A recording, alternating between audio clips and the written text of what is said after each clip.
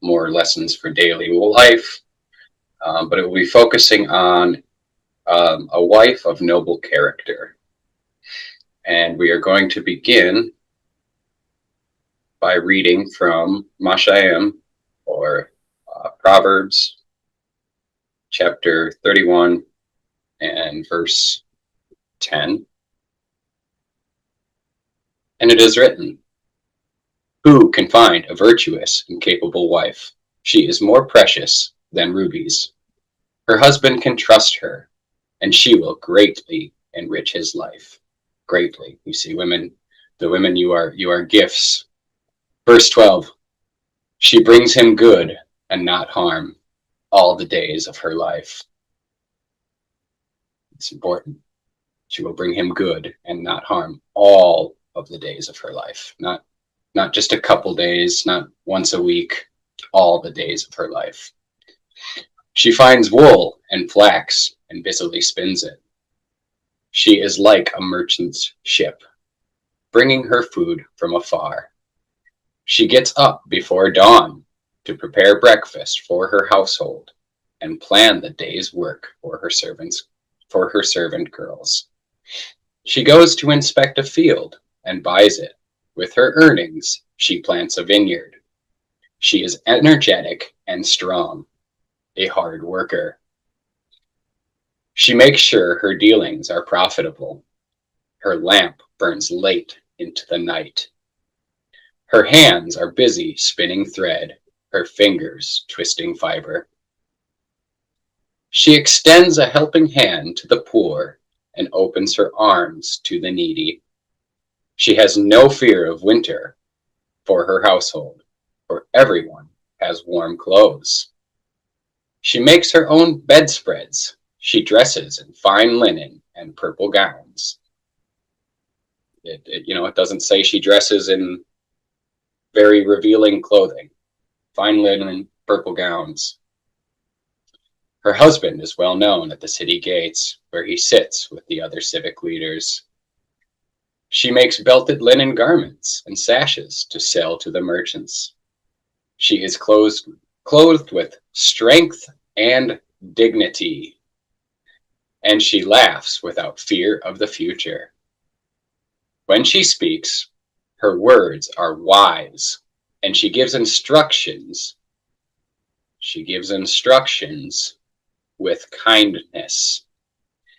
She watches everything in her household and suffers nothing from laziness. Her children stand and barak her. Her husband praises her. There are many virtuous and capable women in the world, but you surpass them all. Charm is deceptive, and beauty does not last. But a woman who fears YAHUAH will be greatly praised and rewarded for all she has done. Let her deeds publicly declare her praise. And now let's talk about Sirach 26 and the joy of a good wife. Verse 1, it is written, "Happy is the husband of a good wife. The number of his days will be doubled." You see, if you're a good wife, you will double the days of your husband's life. A loyal wife rejoices her husband, and he will complete his years in shalom. A good wife is a great barakah. She will be granted among the barakah of the man who fears YAHUAH. Whether rich or poor, his heart is glad, and at all times his face is cheerful.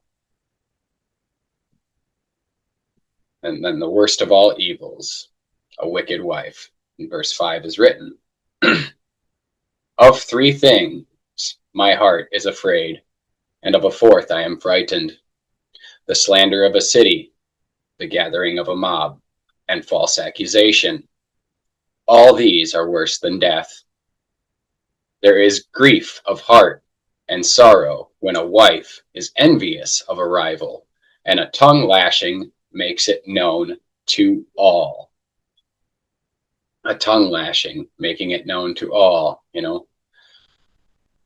yelling at your husband in front of a bunch of people. Don't be doing that. Don't be berating him on social media. Verse 7, an evil wife is an ox yoke which chafes, taking hold of her like a grasping scorpion. There is great anger when a wife is drunken. She will not hide her shame. So, you don't need to be out if you're married, don't be out at the club getting all drunk and being shameless. A wife's harlotry shows in her lustful eyes, and she is known by her eyelids. Keep strict watch over a headstrong daughter, lest when she finds liberty, she use it to hurt her.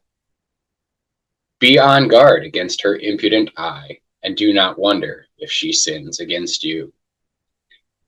As a thirsty wayfarer opens his mouth and drinks from any water, so will she sit in front of every post and open her quiver to the arrow. And the baraka of a good wife. Verse 13. A wife's charm delights her husband, and her skill puts fat on his bones. A silent wife is a gift of YAHUAH, and there is nothing so precious as a disciplined soul. You see, a silent wife is a gift of YAHUAH, and there is nothing so precious as a disciplined soul. A modest wife adds charm to charm, and no balance can weigh the value of a chaste soul. Like the sun rising in the heights of YAHUAH, so is the beauty of a good wife in her well-ordered home. Like the shining lamp on the Kadash lampstand, so is a beautiful face on a stately figure. Like pillars of gold on a base of silver, so are beautiful feet with a steadfast heart. My son, keep the flower of your age sound, and give not your strength to strangers. When you have gotten a fruitful possession through all the field, sow it with your own seed, trusting in the goodness of your stock. So your race which you leave shall be magnified, having the confidence of their good descent. A harlot shall be accounted as spittle, but a married woman is a tower against death to her man. You see, women, you are very important. You are a tower against death to your husband. A wicked woman is given as a portion to a wicked man, but a righteous woman is given to him that fears YAHUAH. A dishonest woman contemns shame, but an honest woman will revere her man. A shameless woman will be counted as a dog, but she that is shamefaced will fear YAHUAH. A woman that honors her man shall be judged wise of all. But she that dishonors him in her pride shall be counted wicked of all. And now we're going to continue on to Ephesians chapter 5 and start at verse 15. And it is written, so be careful how you live. Do not live like fools, but like those who are wise. Make the most of every opportunity in these evil days. Do not act thoughtlessly, but understand what YAHUAH wants you to do. Do not be drunk with wine, because that will ruin your life. Instead, be filled with the Ruach Kadash, singing Tahalim or psalms and hymns and spiritual songs among yourselves, and making music to YAHUAH in your hearts, and giving Tudah or thanks always for all things to Abba YAHUAH in the name of our Master Yahushua HaMashiach. And further, submit to one another out of reverence for HaMashiach. For wives, this means submit to your husband as to the master. Now let's be clear. To submit does not mean that you are a slave. You are not less than your husband, and we will expand on that shortly. But to submit just means to be respectful. You just, let's keep going. Verse 23. For the husband is the head of the wife, as Hamashiach is the head of the Kadash assemblies. Hamashiach is the savior of his body and the Kadash assemblies. As the Kadash assemblies submit to Hamashiach, so you wives should submit to your husbands in everything. For husbands, this means you must love your wives, just as Hamashiach loved the Kadash assemblies. He gave up his life for her. That's important. And that is why you should submit to your husbands. He is to be willing to die for you. So the least you could do is respect him and listen to him. Learn from him. Let him lead you. Verse 26. To make her Kadash and clean, washed by the cleansing of the Dabar of Yahuwah. He did this to present her to himself as a precious Kadash assembly, without a spot or wrinkle or any other blemish. Instead, she will be Kadash and without fault. In the same way, husbands ought to love their wives as they love their own bodies. For a man who loves his wife actually shows love for himself. No one hates his own body, but feeds and cares for it, just as Hamashiach cares for the Kadash assembly. And we are members of the body of Hamashiach. And the scriptures say, a man leaves his father and mother and is joined to his wife, and the two are united into one. This is a great mystery, but it is an illustration of the way Hamashiach and the Kadash assembly are one. So again, I say, each man must love his wife as he loves himself, and the wife must respect her husband. All right, and now let's kind of go into the history here. We're going to go to Barashat, or Genesis, chapter 2, verses, we'll start with 5 through 7. It is written, before any plant of the field was in the Arat, and before any herb of the field had grown, for YAHUAH had not caused it to rain on the Arat, or the earth, and there was no man to till the ground. But a mist went up from the Arat, and watered the whole face of the ground.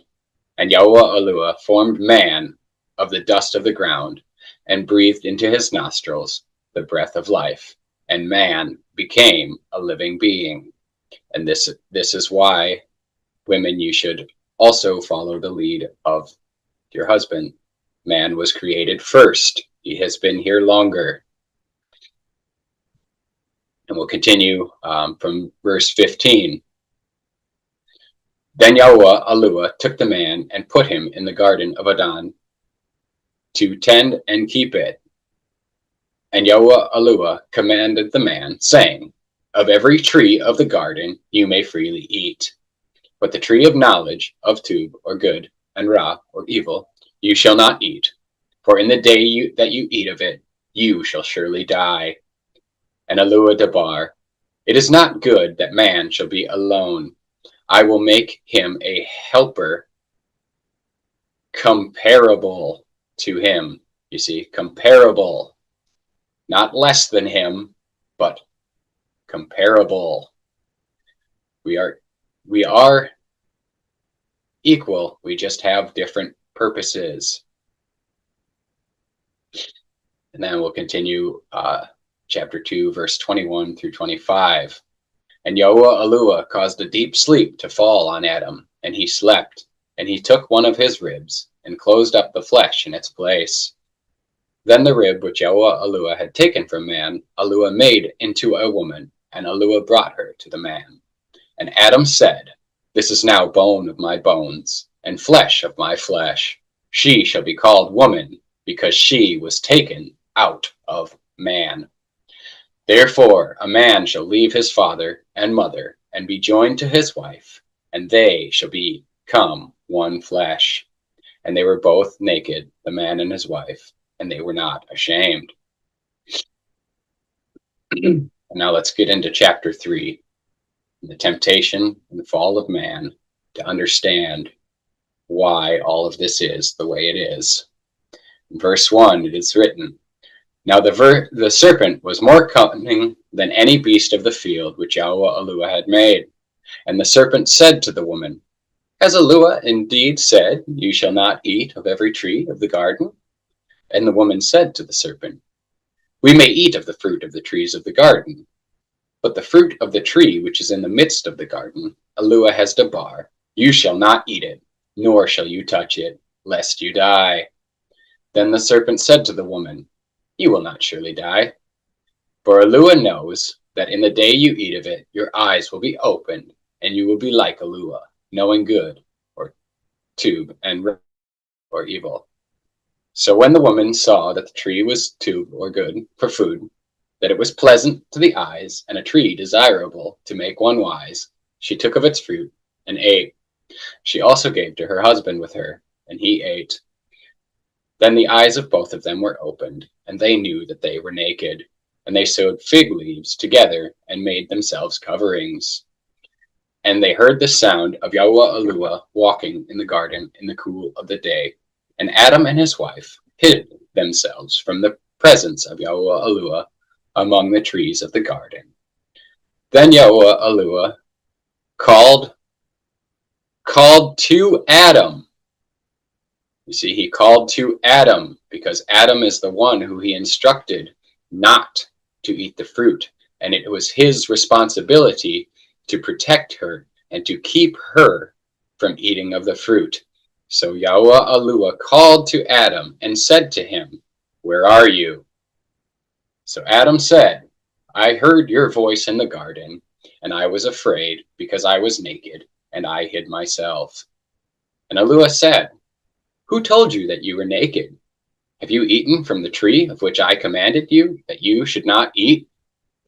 Then the man said, The woman whom you gave to be with me, she gave me of the tree, and I ate. And YAHUAH debarred to the woman, What is this you have done? The woman said, The serpent deceived me, and I ate. So YAHUAH debarred to the serpent, Because you have done this, you are cursed more than all cattle, and more than every beast of the field. On your belly you shall go, and you shall eat dust all the days of your life. And I will put enmity between you and the woman, and between your seed and her seed. The woman's seed shall bruise your head, and you shall bruise his heel.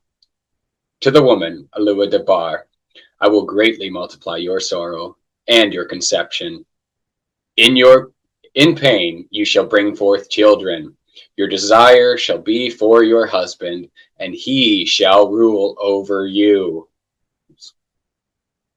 That is why this is a punishment that she is being given. Then to Adam, YAHUAH debarred, because you have heeded the voice of your wife, because you have submitted to your wife, because you have given your authority to her, and have eaten from the tree which I commanded you, saying, You shall not eat of it. Cursed is the ground for your sake. In struggle you shall eat of it all the days of your life. Both thorns and thistles it shall bring forth for you, and you shall eat the herb of the field. In the sweat of your face you shall eat bread until you return to the ground, for out of it you were taken. For dust you are, and to dust you shall return.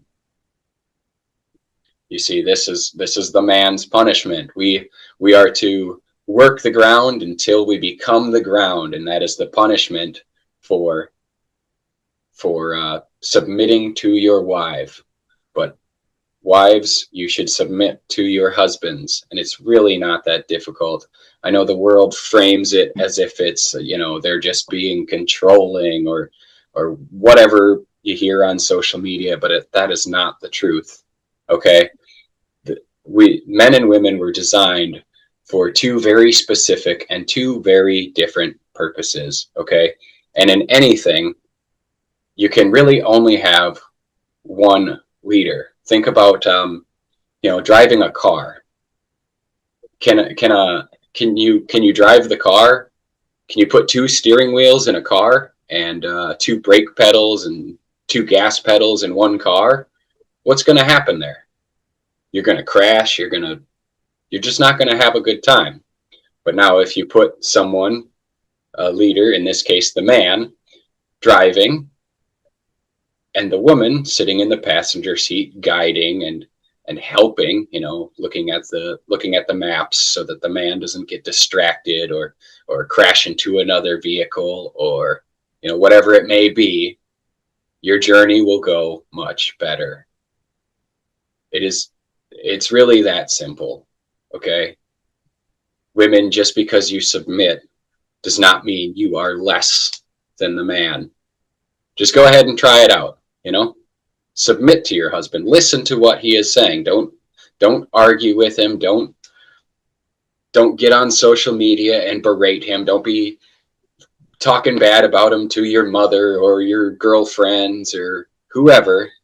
Just listen to his words and try it out. You are there to help keep him on the track, not to tell him what to do. And with that, I would like to open it up for comments. Anyone has anything else to say? Rabbi YAHUAH about, you see, YAHUAH has given us the direction on how to live. YAHUAH has placed orderliness in this arat. Order. There's no 2-1. It's only one leader. And mates, like for example, like a president, for example, it's only one president. There's no two in one country. You can't see two presidents. It's one president. Then the other offices are very powerful offices also. Like the office of the wife is very powerful. When you do your duty, you will see that your office is the most powerful office in the home. Yes, even the husband that is your leader will love you with all his heart when you are in your position, the place of the helpmate for the man. Yes, you will live the life of shalom, the life of peace. Your home will be peaceful when you are walking in line with what the scripture said, what YAHUAH told you to do. Just do your thing. Don't try to want to do the duty of your husband for him. No, your duty is to help your husband succeed in life. Is to help your husband progress in life. Your duty is not to rival with your husband. No, it's to help him progress. And when your husband is progressing, you will see that progress in turn returns to you back. You will be the one progressing more when your husband is progressing. Yes. So this very message is very, very, very important. Like it said, the joy of a good wife, the joy. So there is a joy when you are a good wife in your home. That's the truth. You will bring joy and you will bring shalom to your home. As a wife, your office is the most beautiful office, the most, magnificent office. Just stay in your place. And you will see that YAHUAH we barack you and barack your home. The reason why many people does not live long is because the wife and the husband, they have, they fight all the time. High blood pressure will not step in. Depression. At the end of the day, the man with the death will come in. But when you want to live when you want to live a life that is filled of life to an old age, focus on your duty as a wife and do the will. Even when your husband is even misbehaving, with you putting yourself in the right place, you will see that your husband will come to his senses. That is how it works. That is how it works. Walk on your own direction that the scripture has given to you. Yeah, very good message there, brother Robert. We give all Tōra to Yahuwah. If we have a look at society now, you know, the wicked system has crossed them over, the roles of the man and the woman. You know, men have become soft, very soft. They're not fulfilling their duties as husbands, and then women, that rise of feminism has come in, and they want to be equal or have authority over a man. But you know, we're coming into some hard times, and we're starting to see that. So if you want to be equal with a man, you know, are you willing to get out on the front line to be equal with a man? Because there's some hard times coming. So if you really want to fill that spot as a man and be equal with men, then you have to be the ones that are willing to go out there too. You know, Yahuwah created us to be the protectors of women, for us to go out there, but men have to start standing up to this as well, and to be these protectors that women need, right? And to have that authority, to love your wife, to love the woman out there. This is what Yahuwah's given them for, right? They're amazing helpers. I have a wife that is an amazing helper. She does things that I couldn't do. And so, you know, just having that there is a real barakah to me. But, you know, as men, we need to stand up, and women need to know their place as well. So, Tōra Rabba Yahuwah. Fantastic message, Brother Robert. You know, everything that a wife should be is depicted in the Devar. Everything is already programmed. Yahuwah is already programmed, and it's why I said a silent wife. It says a silent wife is a gift of Yahuwah, and there's nothing so precious.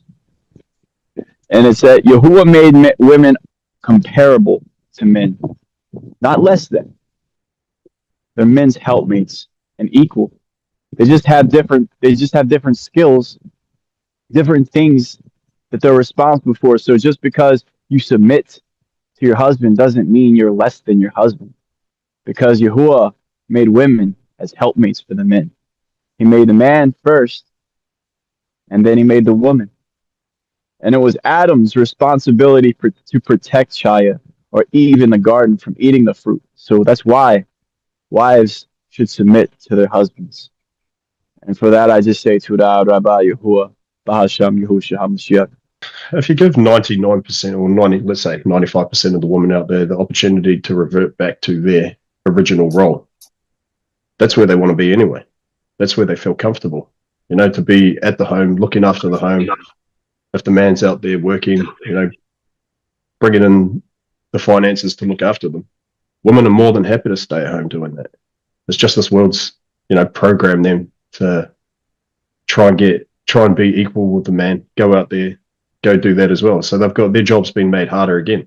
So they're at home, they have to run the house, they've got the children, now they want to go out and work and do all that sort of stuff. So, you know, just give them that opportunity. And there's nothing wrong. Oh, go ahead. Yeah, go ahead, bro. No, yeah. I mean, it's pretty clearly outlined that, you know, basically, especially if you have children, you know, women should be working from home, because the last thing you want to be doing is having, you know, both the mother and the father out working, and now you're passing off your children to someone else to raise them when they could easily be sitting at home, you know, and the woman could be, you know, like it says, basically making clothes from home. You know, there's nothing wrong with that, but there's absolutely nothing wrong with doing something that you can do from home. You know, her candle should be burning late into the night. Sure, and that's how this wicked system's designed it, right? Was to split the family up like that, get father out there to work, you know, have children, get mum out there to work too, give your children to the system so they can raise them, so they can program them into this wicked system. That's exactly right. Tuda Rabba Yahuwah.